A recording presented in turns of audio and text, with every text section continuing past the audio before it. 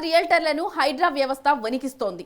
ఇదే సమయంలో Hyderabad real estate రంగం పైన హైడ్రా కూల్చివేతలు పెను ప్రభావం చూపుతున్నాయి. స్థలాలు, ఇండ్ల కొనుగోళ్లు, అమ్మకాలు తగ్గిపోయాయి.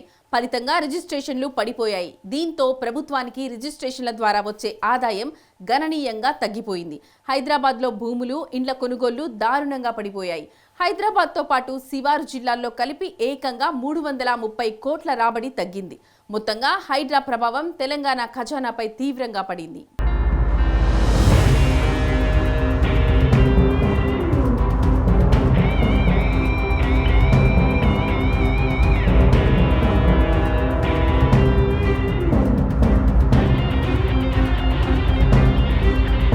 తెలంగాణ ప్రభుత్వం ముందు ఆర్థికంగా ప్రస్తుతం అనేక సవాళ్లున్నాయి. రేవంత్ రెడ్డి సర్కార్ అనేక ఆర్థిక కష్టాలను ఎదుర్కొంటోంది. ఇదే సమయంలో రాష్ట్ర ఖజానాకు నిధులు తెచ్చిపెట్టే హైదరాబాద్ రిజిస్ట్రేషన్లు తగ్గిపోయాయి. హైడ్రా కూల్చివేతలే రిజిస్ట్రేషన్లు తగ్గిపోవడానికి కారణమన్న అభిప్రాయం వ్యక్తమవుతోంది. చెరువులు, కుంటలను కబ్జా చేసి నిర్మించిన భారీ కట్టడాలను కొంతకాలంగా హైడ్రా బుల్డోజర్లు ఎడాపెడా కూల్చివేస్తున్న సంగతి తెలిసిందే. ఈ కూల్చివేతలు హైదరాబాద్ రియల్ ఎస్టేట్ బిజినెస్ ను షేక్ చేస్తున్నాయి.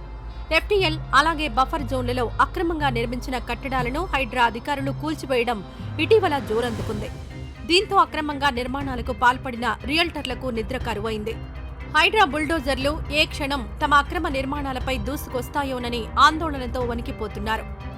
హైడ్రా ప్రభావం తెలంగాణ ఖజానాపై పెను ప్రభావం చూపించింది.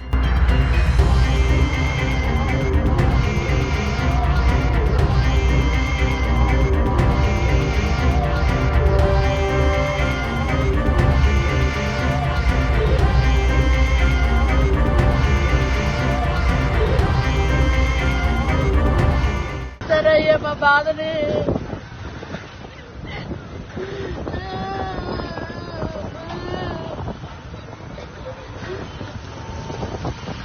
మాది రాంగ్ అని చెప్పారని మేము కోర్టులో వేసాం. మరి కోర్టు ఎందుకుందండి? మేము ఎందుకు వెళ్ళాలి కోర్టుకి? ఇన్ని సంవత్సరాలు మేము డబ్బు ఖర్చు పెట్టుకొని కోర్టుకి ఎందుకు వెళ్ళాము? ఏం బాబు, నువ్వు వచ్చి మమ్మల్ని మా కడుపులు కొట్టడానికి నువ్వు వచ్చావు? ఆ మహాబాడు కేసీఆర్ గారు ఉన్నారు. 28 రోజులు 30 రోజులు నిరాహార చేసేసి తెలంగాణ తెచ్చాడు. నువ్వే తెచ్చావయ్యా, మా లాటోళ్ళు కడుపు కొట్టి ఇళ్లను కొట్టడానికి వచ్చావు. హైదరాబాద్ లో రిజిస్ట్రేషన్ల సంఖ్య తగ్గిపోయింది. దీంతో తెలంగాణ సర్కార్కు వచ్చే ఆదాయం భారీగా పడిపోయింది.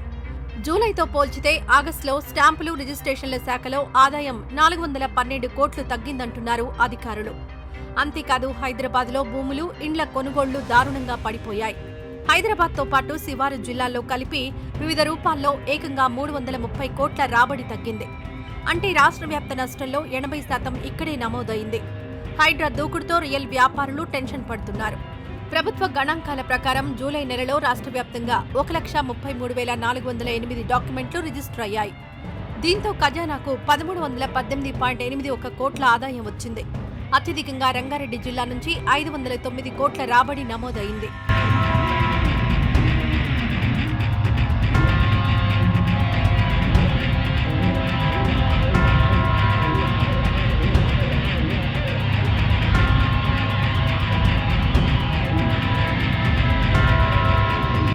ఇక ఆగస్టు నెలలో రిజిస్ట్రేషన్ల సంఖ్య భారీగా తగ్గింది.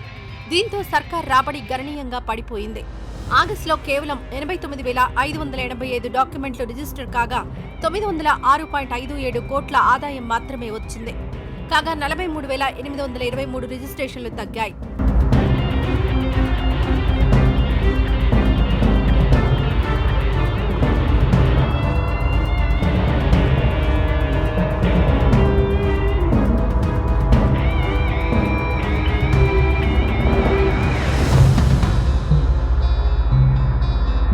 జూలైతో పోల్చితే 32% రిజిస్ట్రేషన్లు పడిపోయాయి.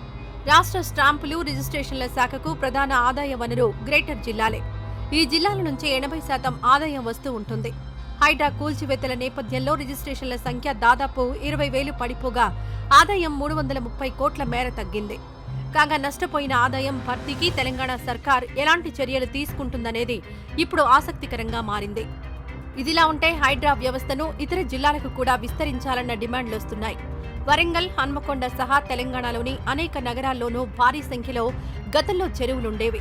వీటిలో ఎక్కువ భాగం కాకతీయుల కాలం నాటివి. అయితే వీటిలో ఎక్కువ శాతం కొన్ని దశాబ్దాలుగా ఆక్రమణలకు గురయ్యాయి.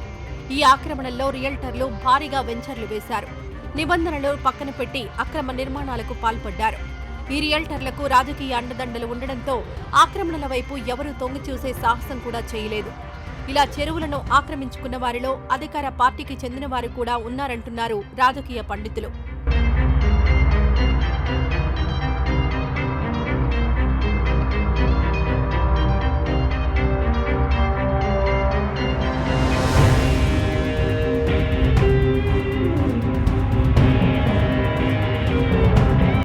తెలంగాణలో త్వరలో స్థానిక సంస్థల ఎన్నికలు జరగబోతున్నాయి.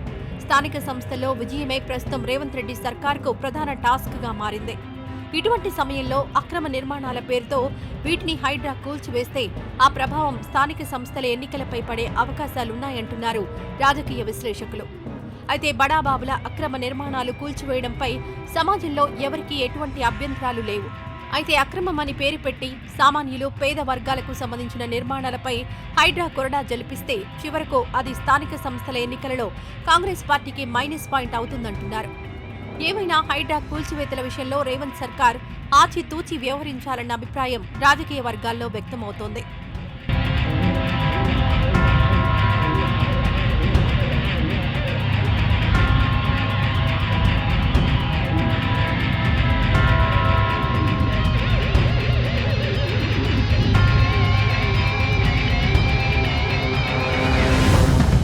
ఒకవైపు హైడ్రా ఆపరేషన్లపై ప్రతిపక్షాలు అభ్యంతరాలు చెబుతుంటే మరోవైపు సామాన్య ప్రజలు మాత్రం అభినందిస్తున్నారు.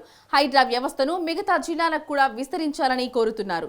ఇది ఇవాల్టి స్వతంత్ర ఫోకస్. రేపు మరో అంశంతో మళ్ళీ కలుద్దాం. అప్పటి వరకు చూస్తూనే ఉండండి స్వతంత్ర టీవీ.